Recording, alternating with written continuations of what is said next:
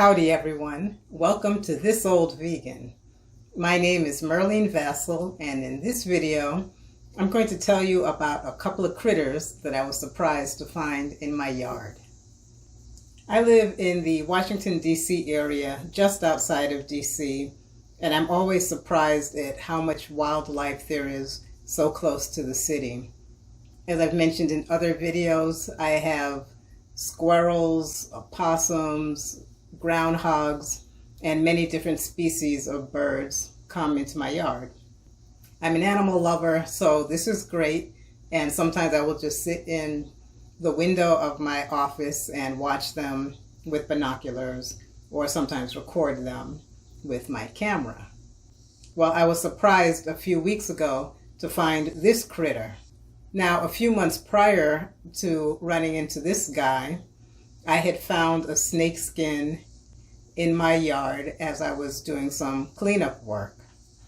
It reminded me that several years ago there was a small snake that I had found underneath my magnolia tree as I was raking up leaves.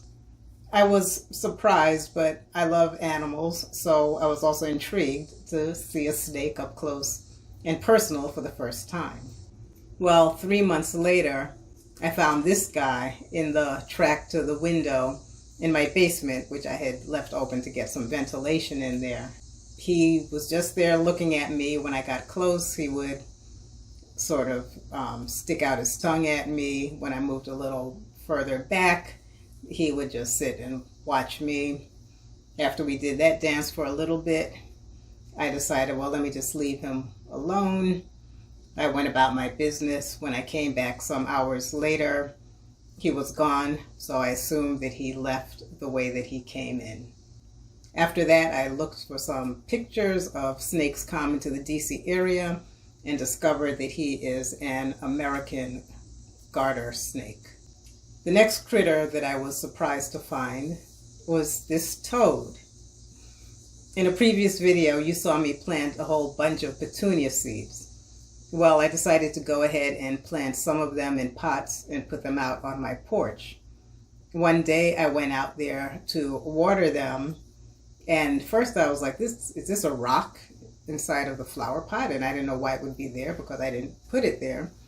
And then I looked more closely and saw that it was a toad.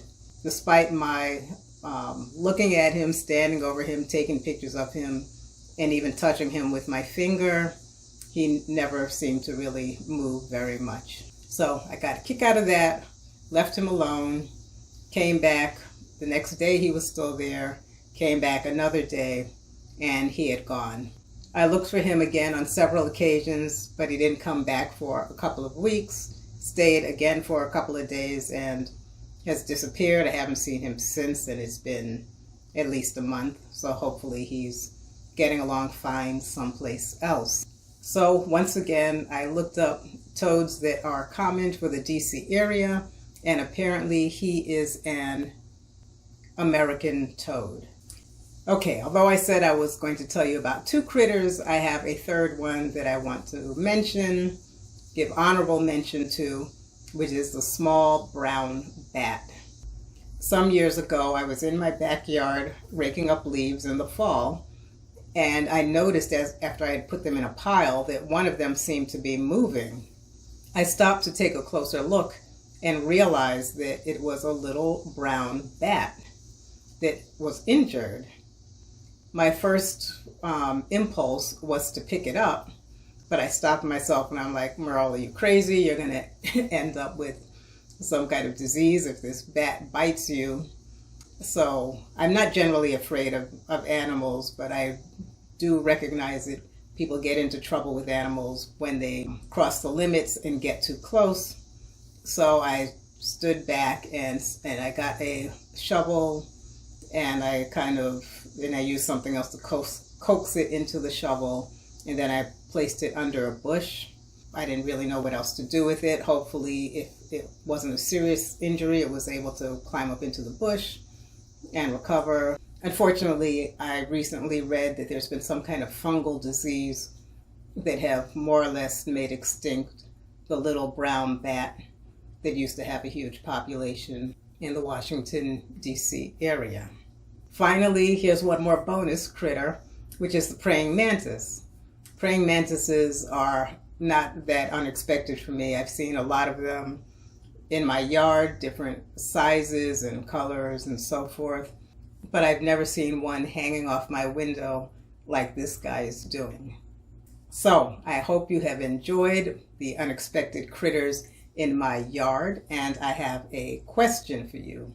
What do all of these animals have in common? And no, they are not vegan. Please leave your answer or your guess in the comments below, and I'm looking forward to seeing you next time. Take care.